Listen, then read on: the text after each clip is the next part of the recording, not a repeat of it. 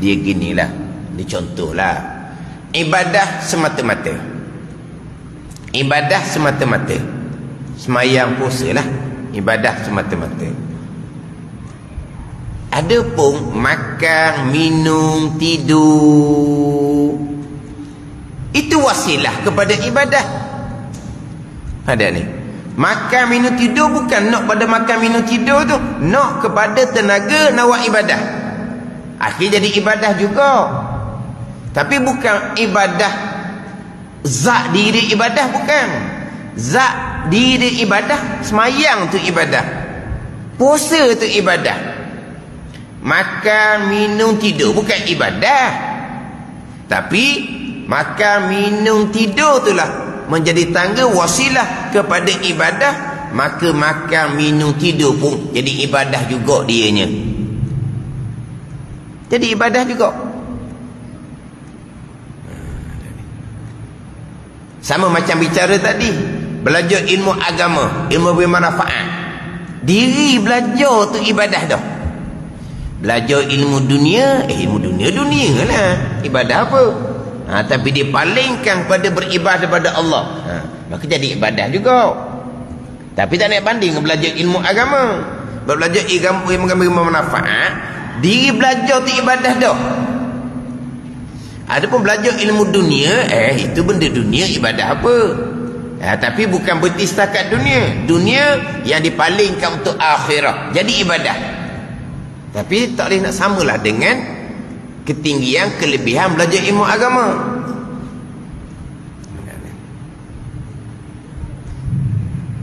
Jadi syukur ni, diri syukur tu maksud dia.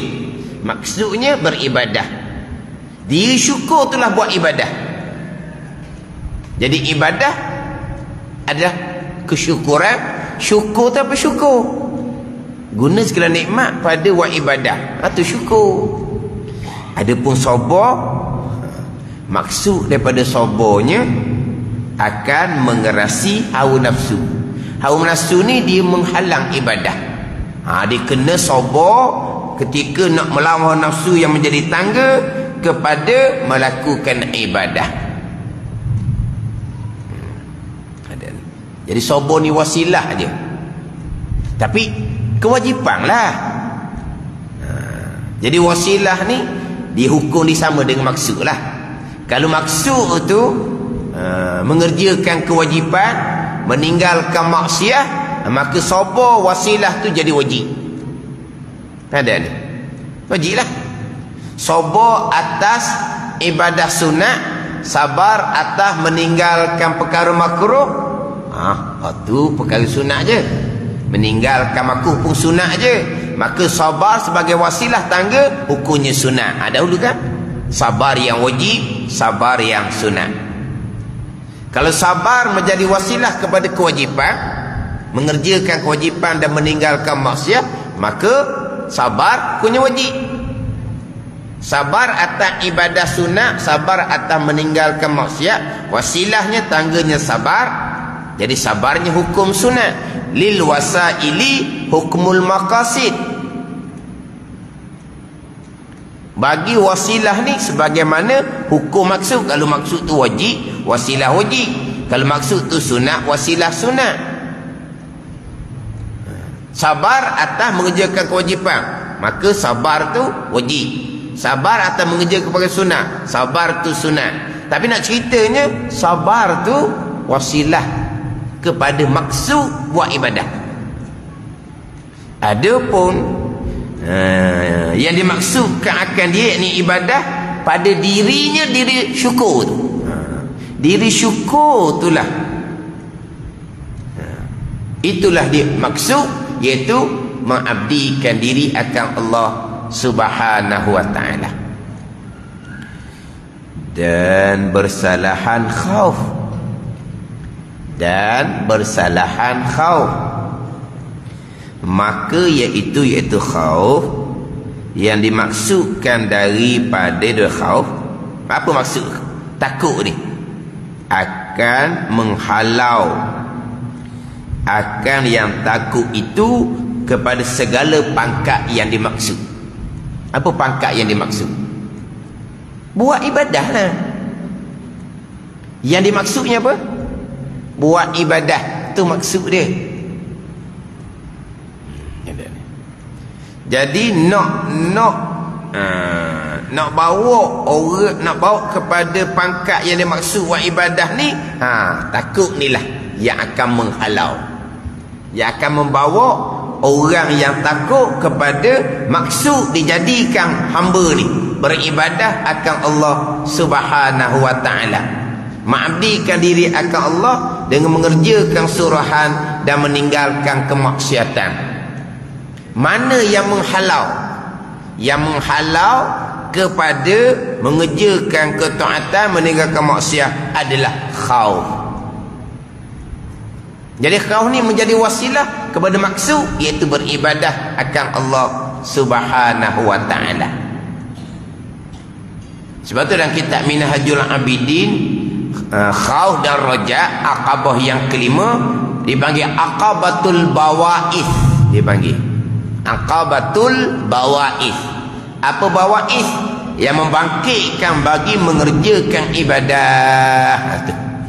Bawa'ith yang membangkit, yang mendorong bagi mengerjakan ibadah.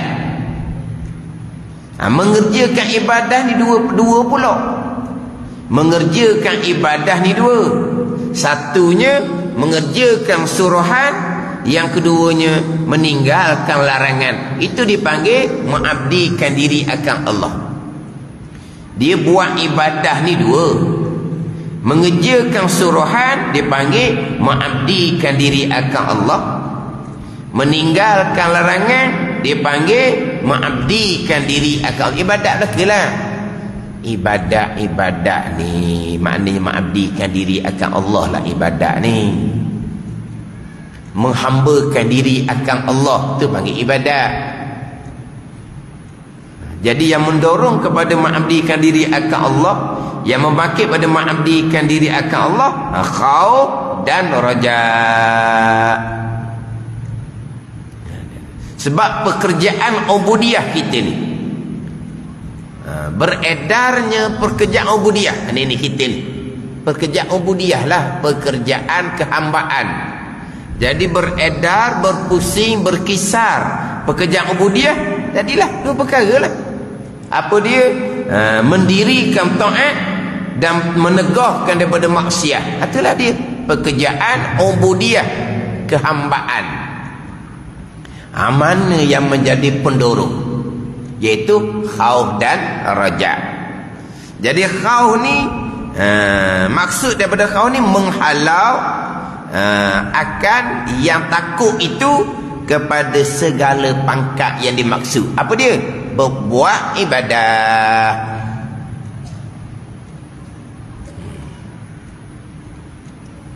Nak takut akan Allah, maklumlah ilmu.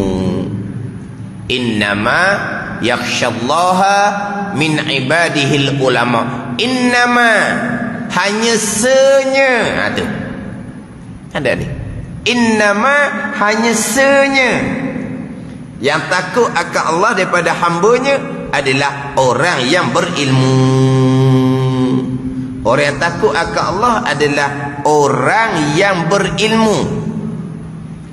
Innama adatu hasrin. Innama, apa dia innama? Hanya senya. Jangan lupalah hak di dalam kitab kita dahulu, sifat kepujian yang kedua. Sifat kepujian yang kedua, khauf, takut akan Allah. Didatangkan ayat innama yakhsyallaha min ibadil ulama. Artinya hanya senya. Tak ada yang lain, tak ada. Itu panggil adatu hasrin. Hanya senya saja, jua. Hanya senya takut akan Allah daripada segala hambanya oleh sekalian orang yang alim. Orang yang alim jualah yang takut akan Allah Subhanahu wa ta'ala. Orang yang berilmu. Sekurang-kurangnya alim ilmu fardu ain. Itu sekurang-kurangnya alim ilmu fardu ain.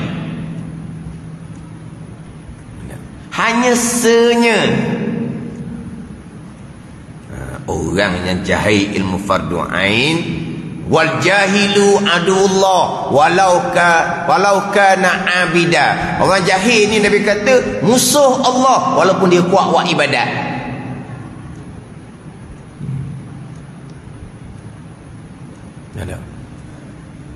Orang jahil ni musuh Allah walaupun dia rajin buat ibadat.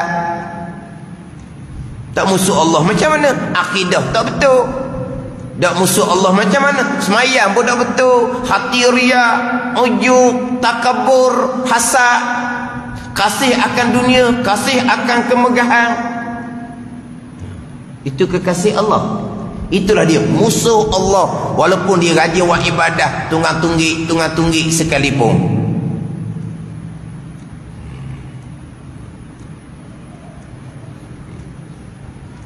Hanya senya orang yang takut akan Allah daripada segala hambanya, orang yang alim.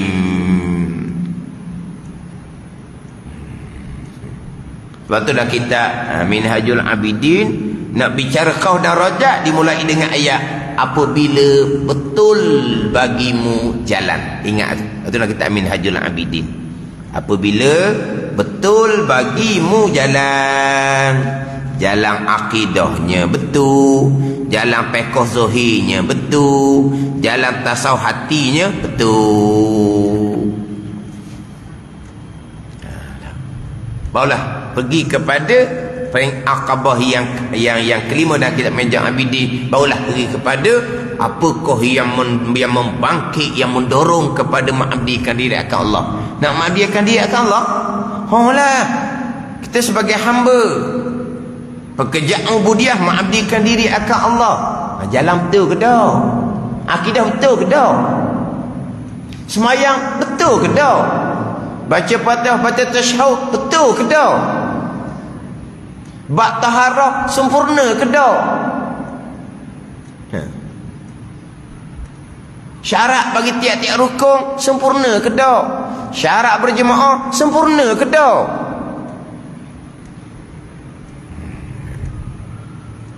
Nak mengabdikan diri akan Allah. Dah, tak sedar helah lah. Dua jalan je. Nak jalan bahagia ataupun jalan celaka. Jalan bahagia ilmu.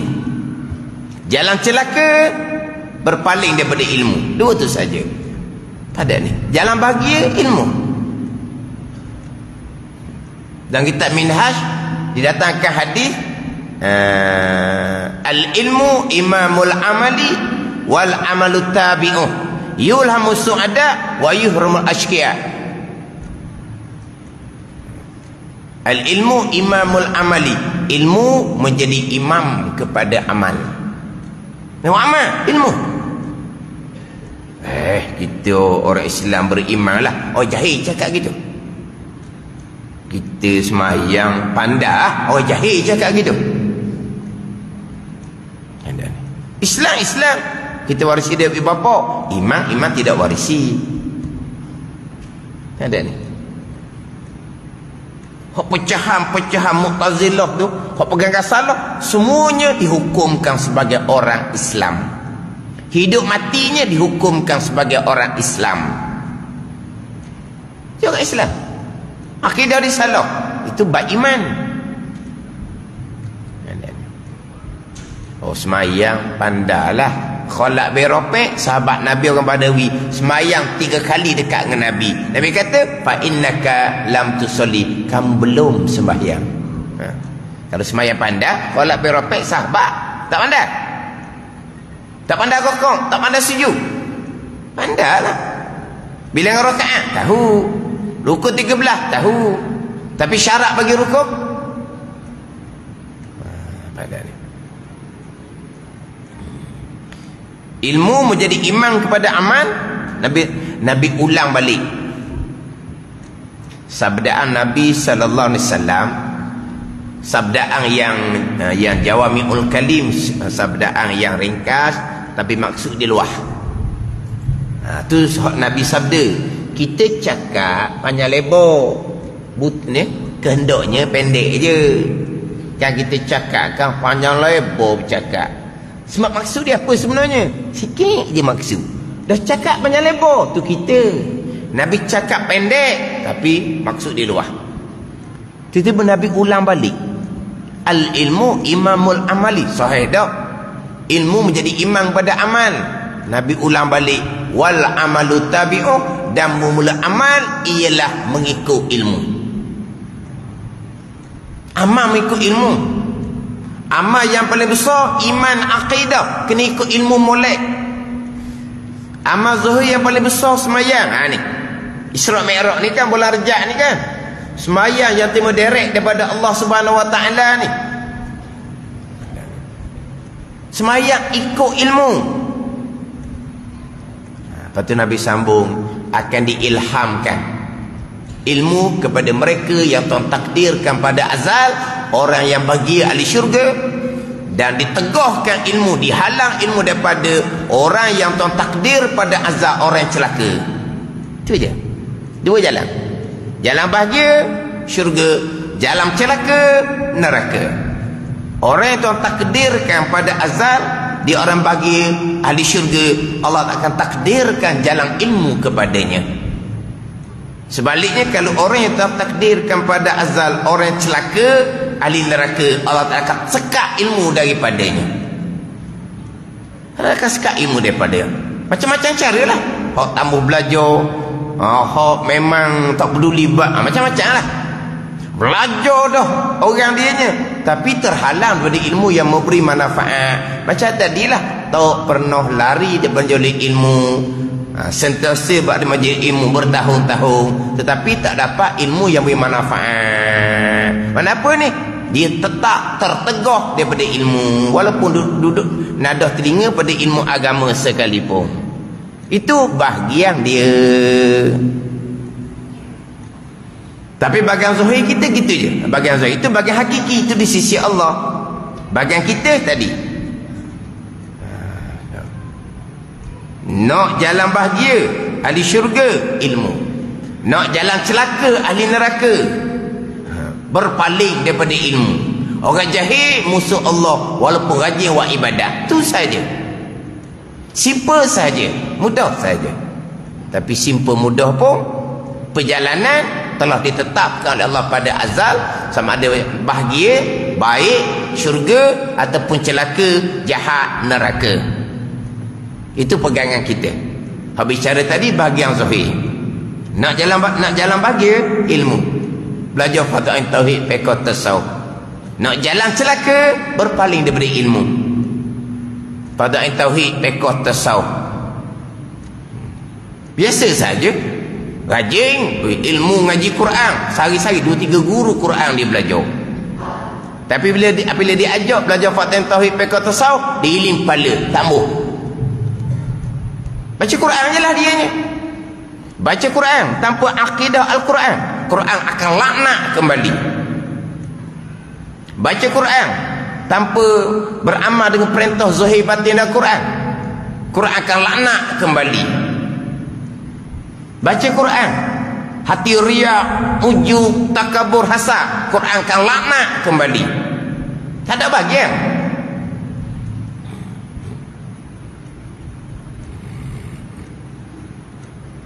Hak fardu ainnya akidah tauhid, hak dalam Quran tu.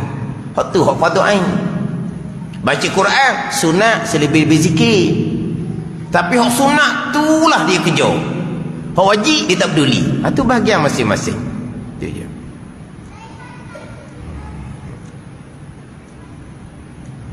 Orang yang berilmu sahaja. Orang yang berilmu jua hanyalah yang akan takut akan Allah Subhanahu Wa Taala. Takut tu yang menghalau, akan takut itu kepada segala pangkat yang dimaksud, iaitu beribadah akan Allah Subhanahu Wa Taala. Jadi takut ni dipanggil wasilah. Dan bersalahan zuhud. Dan iaitu tu zuhud dimaksudkan daripada zuhud akan lari, yakni berpaling. Akan lari, yakni berpaling daripada dunia yang melalaikan daripada Allah. Dia ada qaid di situ. Dunia yang melalaikan daripada Allah Ta'ala kepada yang dimaksud. Mana? Akhirah, beribadah akan Allah.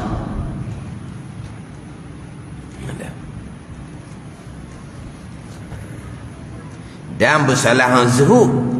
Zuhud ni tinggi dah pangkat, tak boleh banding dengan pangkat syukur. Tinggi pangkat syukur lagi. Kenapa? Kerana zuhud ni maka iaitu zuhud dimaksudkan daripada zuhud ni akan lari, akan berpaling daripada dunia yang melalaikan daripada Allah Ta'ala. Dunia yang melalaikan, lari, berpaling kepada yang dimaksud. Apa yang dimaksud? Akhirah lah, buat ibadah. Zuhud ni bukan buang dunia. Dikir zuhud ni kena pakar buruk-buruk, kena pakar apa? Compang camping apa? Kita panggil apa tu? Compang camping. Bukan gitu. Zuhud ni berpaling hati daripada dunia yang melalaikan akhirah. Kita nak lari dari dunia macam mana selagi belum meninggal dunia? Kita boleh lari dari dunia ni selepas kita meninggal dunia. Selagi kita hidup atas dunia, kita nak lari macam mana? Nak lari dunia tadilah masuk dalam kubur, kambuh, meninggal dunia, baru boleh lari. Kita duduk atas dunia nak lari macam mana? Berpaling hati daripada dunia yang melalaikan daripada Allah. Berpaling ni kepada yang dimaksudkan, iaitu akhirah, beribadah akan Allah Subhanahu wa Ta'ala. Jadi maksudnya apa? Maksudnya buat ibadah. Wasilahnya apa? Zuhud. Jalan dia kena zuhud. Dunia yang menghalang ibadat. Jadi dunia yang ada tu palingkan pada akhirah. Dunia yang ada di kita tu paling pada akhirah. Semua yang ada di kita duniawi belaka, tapi paling kepada akhirah. Harta dunia, anak pinak dunia, paling kepada apa yang dimaksudkan daripada harta, buat ibadah. Apa yang dimaksudkan daripada anak pinak yang mengabdikan diri akan Allah Subhanahu wa Ta'ala. Wasilah jalan dia zuhud lah. Berpaling di dunia yang melalaikan daripada Allah Subhanahu wa Ta'ala. Wasilah tangga kepada yang dimaksud, iaitu buat ibadah. Dunia palingkan menjadi akhirah. Itu di zuhud. Jadi wasilah bukan maksud, iaitu beribadah akan Allah. Adapun syukur, maksud pada dirinya. Maksud iaitu buat ibadah pada yang dimaksudkan akan dia, akan syukur. Yang ini maksud dia apa? Buat ibadah pada dirinya, diri syukur tu.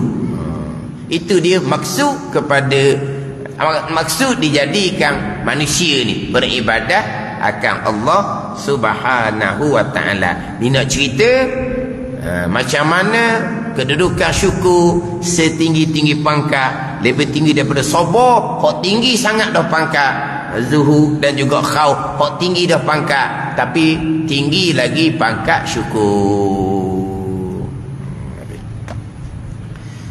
Maka kerana syukur itu dimaksudkan pada dirinya, diri syukur, tiada putus ia syukur di dalam syurga.